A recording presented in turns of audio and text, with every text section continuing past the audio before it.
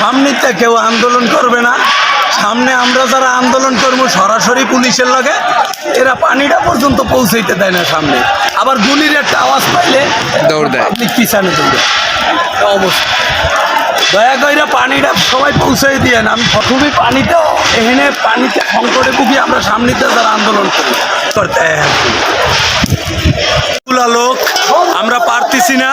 ছাত্রলীগের হাতে পুলিশ সরাসরি অস্ত্র দিয়ে দিছে এবং পুলিশ ছাত্রলীগের পক্ষ হইয়া লড়ে।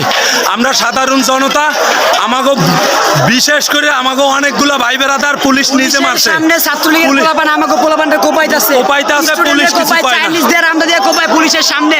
পুলিশ এই সুযোগ করে দিছে ছাত্রলীগরে। ছাত্রলীগ সব সময় পুলিশ সেন্টার দিয়া থাকে, থাকবে না ছাত্রলীগও থাকবে না। কিছু করতে হয় না, আমরা ছাত্রলীগ দাবড়াই দিই আর পুলিশে হেল্প করে।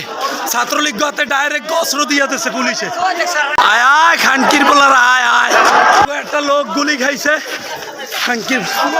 ছাত্রলীগের হাতে অস্ত্র, আমাকে একটা ভাই বেড়াতে গুলি খাইছে খানকির বলারা হয়েছে। পুলিশে হেল্প করে ছাত্রলীগ। কয়টা টোকাই, এই টোকাইয়ের উপরে এখন সরকার নির্ভর করছে। ঢাকা শহরের যত টোকাই সব একসাথ করছে আর পুলিশ লগে দিয়ে দিছে। এগুলো এই ব্রিজের উপরে হাতে গোনা একদম অল্প বয়সী সবগুলো টোকাই সব।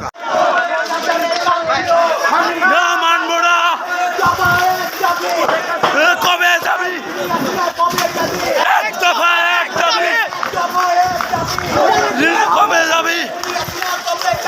এক দফা এক দাবি, কবে যাবি?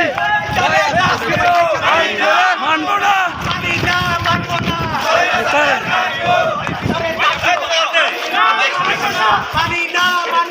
স্বৈরাচারের কাণ্ড, এক দফা এক দাবি।